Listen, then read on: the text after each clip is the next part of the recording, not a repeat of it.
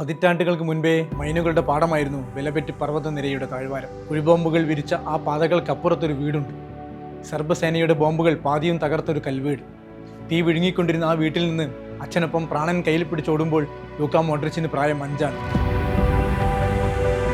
സദറിലെ ഹോട്ടലിന്റെ ചായ്പിൽ ചെന്ന് അവസാനിച്ച ആ പലായനത്തിൽ പലതവണ മുഴുങ്ങിക്കൊണ്ടിരുന്നതും വീട് പൊട്ടിച്ചിതറുന്ന ശബ്ദം മാത്രമല്ല, സർബ് സേനയുടെ വെടിയേറ്റ് പിടയുന്ന മുത്തച്ഛൻ്റെ നിലവിളി കൂടിയായിരുന്നു.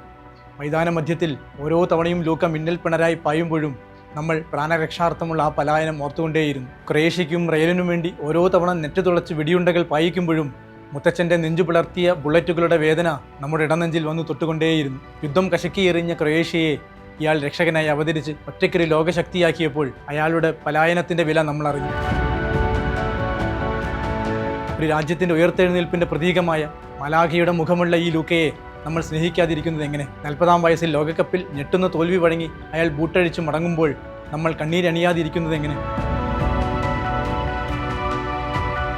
തിരിച്ചു വരാത്തൊരു കാലം അരങ്ങൊഴിയുമ്പോൾ നഷ്ടവേദിയിൽ നമ്മൾ വിതുമ്പാതിരിക്കുന്നത് എങ്ങനെ? ലൂക്ക നമുക്ക് ഗോളടിച്ച് കൂട്ടുന്ന ഒരു താരം മാത്രമല്ല, അതിജീവിച്ച തീക്ഷ്ണമായ ജീവിതം കൊണ്ട്, അതിശയിപ്പിച്ച ശുദ്ധമായ കളി സൗന്ദര്യം കൊണ്ട് നമ്മളെ ഫുട്ബോളിനെ പ്രണയിക്കാൻ പഠിപ്പിച്ചത് മറ്റാരാണ്? ഇതുപോലെ ഒരു സൗമ്യസുന്ദരനായൊരു മാലാഖ മധ്യനിരയിൽ ഊർജ്ജ സ്രോതസ്സായി അവതരിക്കുമോ? ലൂക്കയില്ലാത്ത ക്രൊയേഷ്യയെ ഇനി ഇതുപോലൊരു ലോകകപ്പിൽ നമ്മൾ കാണുമോ? ഈ ലോകകപ്പിൻ്റെ ഏറ്റവും വലിയ നഷ്ടങ്ങളിലൊന്നു തന്നെയാണ് ലൂക്കയുടെ വിടവാങ്ങൽ. അതും വിവാദങ്ങളുടെ അകമ്പടിയോടെ. ക്രിസ്ത്യാനോ റൊണാൾഡോയുടെ പോർച്ചുഗലിനോടേറ്റ തോൽവിക്ക് ശേഷമുള്ള വിടവാങ്ങൽ. അവസാന വിസിലിന് ശേഷമുള്ള ആ മുഖത്ത് വിരിഞ്ഞ ചിരിയോളം വേദനയുള്ള മറ്റൊന്ന് ഈ ലോകകപ്പിൽ നമ്മൾ കണ്ടിട്ടുണ്ടോ? സംശയമാണ്. സർബ് സേന വധിച്ച മുത്തച്ഛൻ്റെ പേരാണ് മോഡ്രിച്ചിനിട്ടത്, ലൂക്ക. അച്ഛൻ സ്റ്റൈപ്പ് മോഡ്രിച്ചും അമ്മ റെഡൈക്കോ മോഡ്രിച്ചും രോമോ കുപ്പായങ്ങൾ ഉണ്ടാക്കുന്ന ഫാക്ടറിയിൽ ജോലിക്ക് പോകുമ്പോൾ മുത്തച്ഛനായിരുന്നു കുഞ്ഞു ലൂക്കയ്ക്ക് കൂട്ട്. മോഡ്രിച്ചിയിലെ ഒരു കൊച്ചു വഴിയോര കടയായിരുന്നു മുത്തച്ഛന്. അത് കഴിഞ്ഞാൽ അയാൾ തണുത്ത കാറ്റ് തഴുകുന്ന വിലപെറ്റ് പർവ്വതനിരയുടെ താഴ്വരയിൽ കൊച്ചുമകനെയും കൊണ്ട് ആടുമേയ്ക്കാൻ പോകും. പിന്നെ ഇടയ്ക്ക് മുയലുകളെ വെടിവെച്ച് പിടിക്കാൻ മല കയറും. പുല്ലുണക്കാനും കടയിൽ സാധനങ്ങൾ വാങ്ങാനുമെല്ലാം മുത്തച്ഛന് കുഞ്ഞു ലൂക്കയായിരുന്നു സഹായി. വൈകിട്ട് മടങ്ങിയെത്തിയാൽ അവരൊന്നിച്ച് പന്ത് തട്ടിക്കളിച്ചു. അവൻ്റെ ഉള്ളിലെ ഫുട്ബോൾ താരത്തെ ആദ്യം കണ്ടെത്തിയത് മുത്തച്ഛൻ ലൂക്കയാണ്. കളിച്ചു തളർന്നെത്തിയാൽ മുത്തച്ഛൻ തന്നെ അവനെ കഥകൾ പറഞ്ഞുറക്കും. തരം കിട്ടുമ്പോഴെല്ലാം ഈ സ്നേഹലാളനയ്ക്ക് വേണ്ടി കുഞ്ഞു ലൂക്ക മുത്തച്ഛൻ്റെ കല്ലുകൊണ്ട് കെട്ടിപ്പൊക്കിയ വീട്ടിൽ ഓടിയെത്തും. അതായിരുന്നു അവൻ്റെ സ്വർഗം. അക്കാലത്ത് പലപ്പോഴും സ്കൂളിൽ പോകാൻ പോലും അവൻ മറന്നു. വല്ലാത്തൊരു ആത്മബന്ധമായിരുന്നു അവർ തമ്മിൽ. ആ കുഞ്ഞു വീട്ടിൽ മാത്രമേ സന്തോഷമുണ്ടായിരുന്നുള്ളൂ. പുറത്ത് രാജ്യം പുകഞ്ഞുകൊണ്ടേയിരുന്ന കാലമായിരുന്നു. പുക തീയായി. അത് പിന്നെ സർവ്വസംഹാരിയായ കാട്ടുതീയായി. അക്കാലത്താണ് ക്രൊവാറ്റുകൾ സ്വതന്ത്ര രാജ്യത്തിനു വേണ്ടി, അതെ, ഇന്ന് നമ്മൾ കാണുന്ന ഈ ക്രൊയേഷ്യയ്ക്ക് വേണ്ടി യുഗോസ്ലാവിയയിൽ നിന്നും മോചനം ആവശ്യപ്പെട്ട് യുദ്ധം ആരംഭിച്ചത്. അതിന് തുടക്കം ഒരു ഫുട്ബോൾ മത്സരമായിരുന്നു എന്നത് വല്ലാത്തൊരു വിവിധ വൈപരീത്യമാണ്. പരമ്പരാഗത വൈരികളായ ഡൈനാമോ സഗ്രബും റെഡ് സ്റ്റാർ ബെൽഗ്രേഡും തമ്മിൽ 1990 മെയ് 13 നടന്ന ഒരു മത്സരത്തിന് ശേഷം പൊട്ടിപ്പുറപ്പെട്ട കലാപമാണ് പിന്നീട് 20,000-ലേറെ പേരുടെ മരണത്തിന് കാരണമായ ഹോംലാൻഡ് യുദ്ധമായി പരിണമിച്ചത്. ഈ മത്സരം കഴിഞ്ഞ് ഒരാഴ്ചയ്ക്ക് ശേഷമാണ് ക്രൊയേഷ്യൻ അനുകൂലികൾ പൊതു തിരഞ്ഞെടുപ്പിൽ വിജയിക്കുന്നതും യുഗോസ്ലാവിയ മരിച്ചുവെന്ന് പ്രഖ്യാപിക്കുന്നത്. ക്രൊവാറ്റുകൾ സ്വാതന്ത്ര്യം പ്രഖ്യാപിച്ചതോടെ സെർബിയക്കാരുടെ നിയന്ത്രണത്തിലുള്ള യുഗോസ്ലാവ് പീപ്പിൾസ് ആർമി ആയുധമെടുത്തിറങ്ങി. ആഭ്യന്തര യുദ്ധം കൊടുമ്പിരി കൊണ്ടു. സർബുകളും ക്രൊവാറ്റുകളും തമ്മിലുള്ള ഏറ്റുമുട്ടൽ പതിവായി. മോഡ്രിച്ചിയിലെ പർവ്വതനിര പിടിക്കാൻ ചെറ്റ്നിക്സ് എന്ന സെർബ് സേന സന്നാഹങ്ങൾ ആരംഭിച്ചു. രാജ്യത്തിന്റെ രണ്ടറ്റങ്ങളിലേക്കുള്ള ഗതാഗത മാർഗം തങ്ങളുടെ അധീനതയിലാക്കുകയായിരുന്നു സൈന്യത്തിന്റെ ലക്ഷ്യം. താഴ്വരയിൽ നിന്ന് ഒഴിഞ്ഞു പോവാൻ സെർബ് സേന ക്രൊവാറ്റുകൾക്ക് അന്ത്യശാസനം നൽകി. ഭൂരിഭാഗം ക്രൊവാറ്റുകളും ഗ്രാമം വിട്ട് ഓടിപ്പോയി. ലൂക്കയുടെ കുടുംബം അന്ന് 2 ചിന്തയിലായിരുന്നു. ക്രൊവാറ്റ് സേനയിൽ ചേരാൻ ലൂക്കയുടെ അച്ഛനുമേലും സമ്മർദ്ദമുണ്ടായിരുന്നു. പക്ഷെ അച്ഛൻ വഴങ്ങിയിരുന്നില്ല. അങ്ങനെ ഒരു ദിവസം ആടുകളെ മേച്ച് നടക്കുന്നതിനിടെ റോഡിലൂടെ റോന്തു ചുറ്റുന്ന സെർബ് സേനയുടെ കണ്ണിൽപ്പെട്ടു. സെർബ് മണ്ണിൽ നിനക്കെന്താണ് കാര്യമെന്ന് ആക്രോശിച്ച് അവർ ലൂക്കയെ പിടികൂടി. പിന്നെ നിഷ്ഠൂരം ക്ലോസ് റേഞ്ചിൽ നിന്ന് വെടിവെച്ച് കൊലപ്പെടുത്തി. വെടിയേറ്റ് ചിതറിപ്പോയ ആ ജഡം അവിടെ ഉപേക്ഷിച്ച് അവർ അടുത്ത ഇരകളെ തേടി പോവുകയും ചെയ്തു. അന്ന് തന്നെ അവർ വേറെ 5 പേരെ കൂടി തോക്കിന് ഇരയാക്കി. ഏറെ നേരത്തെ തിരച്ചിലിനൊടുവിലാണ് റോഡിൽ വെടിയേറ്റ് മരിച്ചു കിടക്കുന്ന അച്ഛനെ സ്റ്റൈപ്പ് കണ്ടെത്തിയത്. പിന്നെ ആ ജഡം താങ്ങിപ്പിടിച്ച് വീട്ടിലെത്തി. മുത്തച്ഛൻ്റെ മരണം ഉൾക്കൊള്ളാൻ കുഞ്ഞു ലൂക്കയ്ക്ക് അന്ന് കഴിഞ്ഞിരുന്നില്ല. ധരിച്ചു നിന്നുപോയി അവനെ മെല്ലെ ചുറ്റിപ്പിടിച്ച് അച്ഛൻ പറഞ്ഞു, മുത്തച്ഛനോട് അവസാനമായി യാത്ര പറയൂ. മുത്തച്ഛൻ്റെ മരണം അപ്പോഴാണ് അവൻ അറിഞ്ഞത്. അന്നവൻ അച്ഛനോട് ഒരു കാര്യം മാത്രമേ ചോദിച്ചുള്ളൂ, മുത്തച്ഛനോട് ഇത് ചെയ്തത് മനുഷ്യനാണോ? അവർ മനുഷ്യരല്ലെന്ന് മനസ്സിലാക്കാൻ അവൻ ഏറെ നേരം കാത്തിരിക്കേണ്ടി വന്നില്ല. രാത്രി ചെറ്റ്നിക്സ് വീണ്ടും വന്നു. കണ്ണിൽ കണ്ടവരെയൊക്കെ ആക്രമിച്ചു.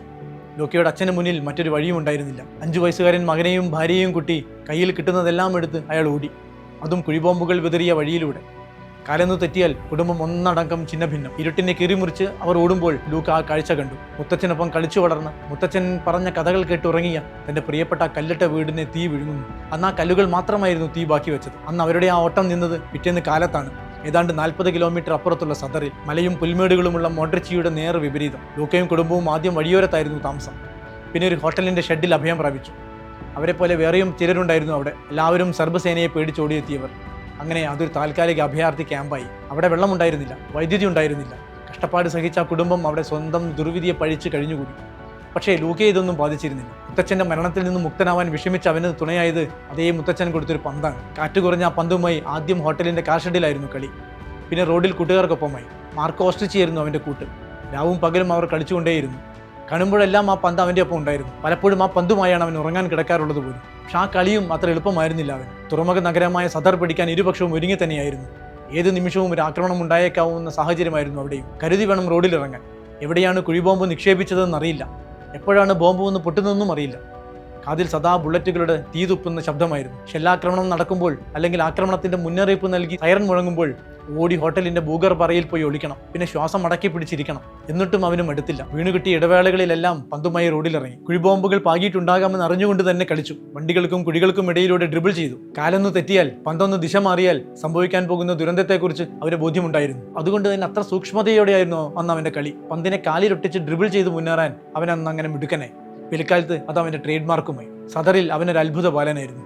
അവൻ പന്ത് കൊണ്ട് ഇന്ദ്രജാലം കട്ടുന്ന കഥ അങ്ങനെ 1-ാം ഡിവിഷൻ ക്ലബ്ബ് NK സദറിലെ ജോസിഫ് ബാജിലോയുടെ കാതിലുമെത്തി. കളി കണ്ട് ബോധിച്ച ബാജിലോയാണ് അവനെ ക്ലബ്ബിലെ അക്കാദമിയിൽ ചേർക്കാൻ മുൻകൈയെടുത്തത്. ഒപ്പം പഠനത്തിനും കളിക്കും പണം കണ്ടെത്താൻ ഒരു വലിയ തടസ്സമായിരുന്നു. അമ്മാവനായിരുന്നു അക്കാര്യത്തിൽ തുണ. എന്നിട്ടും തികയാതെ വന്നു.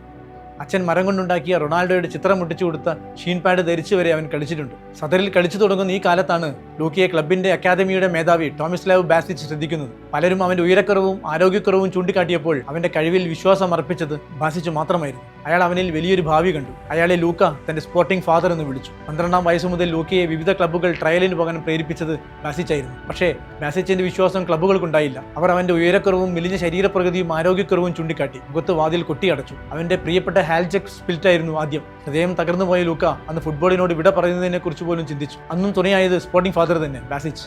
അയാൾ അവന്റെ ഉള്ളിലെ തീ കെടാതെ കാത്തു. ആത്മവിശ്വാസത്തിൽ എണ്ണ പകർന്നുകൊണ്ടേയിരുന്നു. കരുത്തും ഫിറ്റ്നസും മെച്ചപ്പെടുത്താൻ ഒരു ട്രെയിനറെ പോലും ഏർപ്പാടാക്കി കൊടുത്തു. അതായിരുന്നു ലൂക്ക മോഡ്രിച്ച് എന്ന അത്ഭുത ബാലന്റെ ജീവിത കഥയിലെ പ്രധാന ട്വിസ്റ്റ്. അവനെ തേടി സദറും കടന്ന് പലരും വന്നു. ആദ്യം എത്തിയത് ഡൈനാമോ സഗ്രബ് തന്നെ. അതെ, ഡെവൽ സുക്കറിന്റെയും ബോബന്റെയും ഡൈനാമോ തന്നെ. ഇറ്റലിയിലെ ഒരു മത്സരത്തിൽ അവരുടെ യൂത്ത് അക്കാദമിയിൽ കളിക്കാൻ ഒരാൾ വേണം. ലൂക്ക അങ്ങനെ ആദ്യമായി ഡൈനാമോയുടെ കുപ്പായം ധരിച്ച് കളിച്ചു. അന്ന് അവന്റെ കളി കണ്ട് അന്തം വിട്ടത് സഗ്രബുകാർ മാത്രമല്ല, പാർമയിലെയും ഇന്ററിലെയും യുവന്റസിലെയും ഒക്കെ ഫുട്ബോൾ പണ്ഡിതർ കൂടിയാണ്. പക്ഷേ ഡൈനാമോയ്ക്ക് അപ്പോഴും അവന്റെ ശാരീരിക ക്ഷമതയിൽ പൂർണ്ണ വിശ്വാസം ഉണ്ടായില്ല. ഈ ആരോഗ്യവും കൊണ്ട് അവൻ എങ്ങനെ പ്രീമിയർ ലീഗ്, ലാ ലീഗ ടീമിനോട് കളിക്കും? അതായിരുന്നു അവരുടെ സന്ദേഹം. അവൻ തീരെ ചെറുതാണ്, ഒരു കുട്ടി വലിയവരോട് കളിക്കുന്ന മട്ടാണ്. അതായിരുന്നു ആക്ഷേപം. അങ്ങനെ അവർ ഒരു ഒറ്റകൈ പ്രയോഗം നടത്തി. അവനെ അവർ കടുത്ത ടാക്ലിങ്ങിനും വംശീയ അധിക്ഷേപങ്ങൾക്കും കുപ്രസിദ്ധി ആർജിച്ച ബോസ്നിയൻ ലീഗിൽ കളിക്കാൻ വിട്ടു. മരണത്തിലേക്ക് തള്ളിവിടുന്ന മട്ടിലായിരുന്നു അവനെ സിരിൻസിക് മോസ്റ്ററിലേക്ക് വായ്പ നൽകിയത്. ബോസ്നിയൻ ലീഗിൽ ആർക്ക് കളിക്കാനാകുന്നുവോ അയാൾക്ക് ലോകത്തിന്റെ ഏത് കോണിലും കളിക്കാനാകും. ഒരിക്കൽ മോഡ്രിച്ച് പറഞ്ഞ കാര്യമാണ്. ആ കടുത്ത കാലമാണ് മുത്തച്ഛന്റെ കൊലയാളികളോട് പോലും ക്ഷമിക്കാൻ തയ്യാറായ മോഡ്രിച്ചിനെ കാരിരുമ്പ് പോലെ പരുവപ്പെടുത്തിയത്. എന്നിട്ടും ഡൈനാമോയ്ക്ക് മാത്രം ബോധ്യം വന്നില്ല. അവർ വീണ്ടും സ്പാരസിച്ച് എന്നൊരു ക്ലബിന് അവനെ വായ്പ നൽകി. അങ്ങനെ അടിച്ചു പദം വന്ന ശേഷമാണ് സഗ്രബ് മോഡ്രിച്ചിനുമായി വീണ്ടും കരാർ ഒപ്പിടുന്നത്. അന്ന് അവർ നൽകിയ കാശ് കൊണ്ടാണ് അവൻ അച്ഛനും അമ്മയ്ക്കും ആദ്യമായി ഒരു ഫ്ലാറ്റ് വാങ്ങിക്കൊടുത്തത്. അന്നാണ് അവർക്ക് ഹോട്ടലിലെ ജീവിതത്തിൽ നിന്നൊരു മോചനം ഉണ്ടായത്. ശേഷം ചരിത്രം. ഡൈനാമോയ്ക്ക് ശേഷം വീണ്ടും ടോട്ടനം, റയൽ, ഒടുവിൽ AC മിലാൻ. അപ്പോഴും അയാളുടെ ശാരീരിക ക്ഷമത ഓർത്ത് എല്ലാവരും നെറ്റിച്ചുളിച്ചുകൊണ്ടേയിരുന്നു. ഇംഗ്ലീഷ് ഫുട്ബോളിന്റെ ഫിസിക്കൽ ഗെയിമിൽ കാലിടരുന്നുവെന്നായിരുന്നു ടോട്ടനമിന്റെ ആശങ്ക. ക്ലബിന്റെ ചരിത്രത്തിലെ ഏറ്റവും മോശപ്പെട്ട സൈനിങ് എന്നായിരുന്നു റയലിലെ ആക്ഷേപം. ശാരീരിക ക്ഷമത ചൂണ്ടിക്കാട്ടി തന്നെയാണ് ആർസൻ വെങ്കർ ആർസനലിന്റെ വാതിൽ കൊട്ടിയടച്ചത്. പ്രീമിയർ ലീഗിന് യോജിച്ച ആളല്ല എന്നായിരുന്നു ന്യൂകാസിൽ വൈസ് പ്രസിഡന്റ് ടോണി ജിംനസ് വിധി എഴുതിയത്. സാവി, ഇനിയസ്റ്റ, യായ തുറേ, ബുസ്കറ്റ് സഖ്യത്തോളം എത്തില്ല എന്നായിരുന്നു ബാഴ്സയുടെ പെപ് ഗോഡിയാളയുടെ വിധിയെഴുത്ത്. ടീമിലെടുത്തെങ്കിലും ഹാരി റെഡ്നാപ്പ് പരിശീലകനായി വരും വരെ ലൈറ്റ് വെയ്റ്റ് എന്നൊരു പരിഹാസത്തിൽ പൊതിഞ്ഞ വിളിപ്പേരുണ്ടായിരുന്നു മോഡ്രിച്ചിന്. എല്ലാറ്റിനും കാലം സാക്ഷി, ചരിത്രം സാക്ഷി. ഒരു ലോകകപ്പ് runner-up, 5 UEFA champions league, 4 FIFA ലോകകപ്പ്, 3 UEFA സൂപ്പർ കപ്പ്, 2 ലാ ലീഗ കിരീടം, ഒരു ബാലൻ ദിയോർ, ഒരു തവണ ലോകകപ്പിലെ ഗോൾഡൻ ബോൾ, ഒരു തവണ ഫിഫയുടെ മികച്ച താരം, ഒരു തവണ UEFAയുടെ മികച്ച താരം, 7 തവണ ക്രൊയേഷ്യയിലെ മികച്ച താരം. മെമ്പടിയായി ക്രൊയേഷ്യൻ ക്രൈഫ് എന്നൊരു അപരനാമവും. 2008 മുതൽ ക്രിസ്ത്യാനോയും മെസ്സിയും മാറി മാറി കൈയടക്കി വെച്ച ബാലൻ ദിയോർ ആ 12 കൊല്ലത്തിനിടയ്ക്ക് സ്വന്തമാക്കിയ ഒരേ ഒരാളേ ഉള്ളൂ, അത് മോഡ്രിച്ചാണ്. പൊരുതി നേടിയ ഈ നേട്ടങ്ങൾ കൊണ്ടായിരുന്നു എല്ലാ സന്ദേഹങ്ങൾക്കും എല്ലാ അധിക്ഷേപങ്ങൾക്കും ആ പഴയ മെലിഞ്ഞു കുറിയ ക്രൊയേഷ്യക്കാരൻ ചോക്ലേറ്റ് പയ്യന്റെ മറുപടി. എന്നാൽ ഇതേ മോഡ്രിച്ച് മറുപടി പറയാനാവാതെ വിയർത്തു നിന്നൊരു കാലം ഉണ്ടായിട്ടുണ്ട്.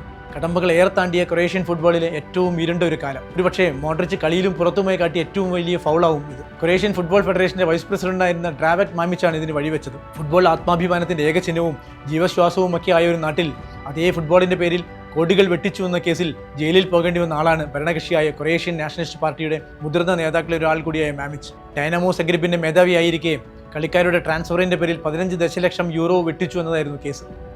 6.5 വർഷത്തെ തടവാണ് മാമിച്ചിന് കോടതി വിധിച്ചത്. ഇതേ കേസിൽ കള്ള സത്യവാങ്മൂലം നൽകിയതിന് മോഡ്രിച്ചിനും പ്രതിരോധ താരം ഡേജാൻ ലോവ്റാനും വിചാരണ നേരിടേണ്ടി വന്നു. കുറ്റം തെളിഞ്ഞാൽ മോഡ്രിച്ചിന് മാമിച്ചിനൊപ്പം 5 വർഷമെങ്കിലും ജയിൽ ശിക്ഷ അനുഭവിക്കേണ്ടി വരും എന്നുവരെയായി അവസ്ഥ. ആരോപണം ക്രൊയേഷ്യൻ ജനതയെ ശരിക്കും രോഷാകുലരാക്കി. മോഡ്രിച്ചും ലോവ്റാനും മാമിച്ചിന്റെ തട്ടിപ്പിന് കൂട്ടുനിന്നു എന്നത് ക്രൊയേഷ്യൻ ജനതയ്ക്ക് പൊറുക്കാനാവുന്ന ഒന്നായിരുന്നില്ല. മോഡ്രിച്ചിനെ ഒരു ദുരന്തം എന്നുവരെ അവർ വിശേഷിപ്പിച്ചു. 2018 ലോകകപ്പിന് റഷ്യയിലേക്ക് യാത്രയാകുന്നതിന് തൊട്ട് മുൻപ് വീടിന്റെ മതിൽ നിറയെ മോഡ്രിച്ചിനെതിരെ ചുവരെഴുത്തുകൾ പ്രത്യക്ഷപ്പെട്ടു. ഗ്രൗണ്ടിലെ ക്യാപ്റ്റന്റെ പിഴവുകൾ അവരന്ന് ആഘോഷിക്കുക പോലും ചെയ്തു. അങ്ങനെ റഷ്യയിൽ നിന്ന് കപ്പിലാതെയുള്ള മടക്കം മരണതുല്യമായിരുന്നു അവർക്ക്. എങ്കിലും ഫ്രാൻസിനോട് അടിതെറ്റിയ ആ ഫൈനലായിരുന്നു ക്രൊയേഷ്യൻ ഫുട്ബോളിലെ നാളിതുവരെയുള്ള ഏറ്റവും മികച്ച പ്രകടനം. പുറത്തെ കളികൾക്ക് അവർ അധിക്ഷേപിച്ച മോഡ്രിച്ച് തന്നെ അതിന് കാരണമായത് കാലത്തിന്റെ കാവ്യനീതിയായി. മോഡ്രിച്ചിന് അത് പക്ഷേ വിമർശകർക്ക് മാത്രമല്ല, തന്റെ ശാരീരിക ക്ഷമതയെയും കായിക ക്ഷമതയെയും പരിഹസിച്ചവർക്കുള്ള മറുപടി കൂടിയായിരുന്നു. മധ്യനിര അടക്കിവാണ് ക്രൊയേഷ്യയെ ഫൈനലിൽ വരെ എത്തിച്ച മോഡ്രിച്ച് അന്ന് ഗ്രൗണ്ടിൽ ഓടിയത് 64 കിലോമീറ്ററാണ്. അതായത് 39.1 മൈൽ. 1676 എയർബസ് A320 വിമാനങ്ങൾ നിരനിരയായി വെച്ചതിന് തുല്യമെന്നാണ് അന്ന് ഖത്തർ എയർവേസ് ട്വീറ്റ് ചെയ്തത്. 4 വർഷം കഴിഞ്ഞ് ഖത്തറിലും പിന്നീട് 4 വർഷം കഴിഞ്ഞ് അമേരിക്കയിലും എത്തിയപ്പോഴും മോഡ്രിച്ചിന്റെ കളിക്കും ഓട്ടത്തിനും യാതൊരു മാറ്റവുമില്ല. ആ ഓട്ടം തന്നെയാണ്, ആ പിഴയ്ക്കാത്ത പാദങ്ങൾ തന്നെയാണ് അവരെ ഖത്തറിലെ സെമി വരെയും ഇപ്പോൾ ഇതാ ഈ റൗണ്ട് ഓഫ് 32 വരെയും എത്തിച്ചിരിക്കുന്നത്. പണ്ട് സ്വന്തം പ്രാണൻ കയ്യിൽ പിടിച്ചായിരുന്നെങ്കിൽ ഇന്ന് ഓട്ടങ്ങളിൽ ഇത്രയും കാലം സുരക്ഷിതമായിരുന്നത് രാജ്യത്തിന്റെ പ്രാണനാണ്, അവരുടെ അഭിമാനമാണ്. 5-ാം വയസ്സിൽ തുടങ്ങിയ വെള്ളയും ചുവപ്പും കള്ളിയും കുപ്പായത്തിലുള്ള ആ ഒരു ഓട്ടത്തിനാണ്, ആ സുവർണ കാലത്തിനാണ് 3 പതിറ്റാണ്ടുകൾക്ക് ശേഷം ലോകകപ്പിൽ തിരശ്ശീല വീണിരിക്കുന്നത്. തീർച്ചയായും തോറ്റല്ല ലൂക്കയുടെ മടക്കം. ജീവിതത്തിൽ വലിയൊരു വാറിനെ അതിജീവിച്ചവനാണ് ലൂക്ക. കളിക്കളത്തിലെ ഒരു തോൽവിക്കും ഒരു വാറിനും ആ പ്രതിഭയെ, അയാളോടുള്ള നമ്മുടെ പ്രണയത്തെ തോൽപ്പിക്കാൻ കഴിയില്ല. നന്ദി ലൂക്ക, ഈ കളിക്ക്, ഈ കാലത്തിന്.